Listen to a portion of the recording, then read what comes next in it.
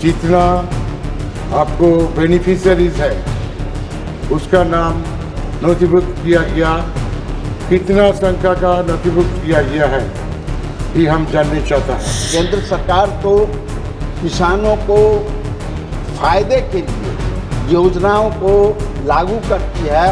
उन योजनाओं को के राज्य सरकार को लागू करने में कोई हर्ज नहीं होना चाहिए था, लेकिन क्यों हर्ज हुआ ये तो वो स्टेट गवर्नमेंट बताए। नमस्कार, आप लाइव सिटीज देख रहे हैं, मैं हूं आपके साथ मिस्टर अमृत। देखिए, किसानों का मुद्दा अब धीरे धीरे लोकसभा में एक बड़ा बहस का मुद्दा बनता जा रहा है, क्योंकि आपको पता है किसी भी देश या किसी भी राज्य की अर्थव्यवस्था को मजबूत करने के लिए किसानों की अहम भूमिका होती है। और ऐसे में सरकार लगातार किसानों के लिए कल्याणकारी योजनाओं को लगातार लॉन्च कर रही है, लेकिन अब किसान के कल्याणकारी योजनाओं पर सवाल भी खड़ा हो रहा है। और लोकसभा में एक बार फिर से पीएम किसान योजना को लेकर बड़ा सवाल खड़ा हुआ है और टीएमसी के सांसद ने अब कृषि कल्याण मंत्री से एक बड़ा सवाल पूछ दिया है। पीएम किसान मुद्दा से जुड़े हुए तमाम चीजों का ब्यौरा मांग दिया है और पूछ दिया है कि बताइए अब तक कितने किसानों का कल्याण हुआ है, इस मद में कितने पैसे खर्च हुए हैं। इन तमाम मुद्दों को लेकर समस्तीपुर से जो रामनाथ ठाकुर है, जो कि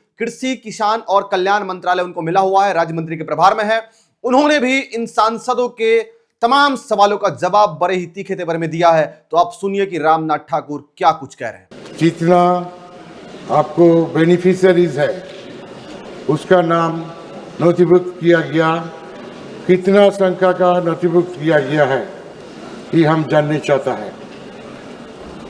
सिंस 2 years बैक कितना किसान का नाम आपको नोटिफिकेट किया गया है, कितना को सुविधा मिला है, कितना को नहीं मिला है, ये जानना चाहता है। दूसरा ऐसा है, ओके, सप्लीमेंट्री पूछ लेना, आप एक का जवाब दे देना। अध्यक्ष महोदय, माननीय सदस्य ने जो प्रश्न किए हैं उनके राज्य की बात है। उन्होंने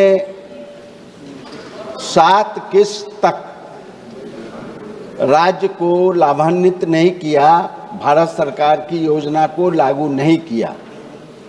अब वो पूछ रहे हैं कि 2 वर्ष में क्या बजट था। तो बजट तो मेरा ये किसानों के लिए, उनकी मांगों के लिए पूरा देने के लिए तैयार है, लेकिन आप अपने राज्यों में उसे लागू नहीं कर रहे हैं। ये जिम्मेदारी तो राज्य की है और कृषि विभाग राज्य के किसानों के हित के बारे में सोचते हैं। केंद्र सरकार तो किसानों को फायदे के लिए योजनाओं को लागू करती है। उन योजनाओं को के राज्य सरकार को लागू करने में कोई हर्ज नहीं होना चाहिए था, लेकिन क्यों हर्ज हुआ ये तो वो स्टेट गवर्नमेंट बताए। तो आपने सुना कि रामनाथ ठाकुर कर्पूरी ठाकुर के बेटे हैं, जो कि पूर्व मुख्यमंत्री थे, और रामनाथ ठाकुर ने सभी सवालों का बड़े ही तीखे अंदाज में जवाब दिया है और साफ साफ टीएमसी के सांसदों के सभी सवालों का जवाब बड़ा ही सुलझे तरीके से दिया और कह दिया है कि सरकार लगातार किसानों के लिए काम कर रही है, लगातार किसानों के लिए जागरूक है। और ऐसे में पीएम किसान के तहत जितने भी फंड किसानों को मिल रहे हैं, जितने भी पैसे किसानों को मिल रहे हैं, वो सब समय पहुंच रहा है और टाइम से सभी चीजों का भुगतान हो रहा है।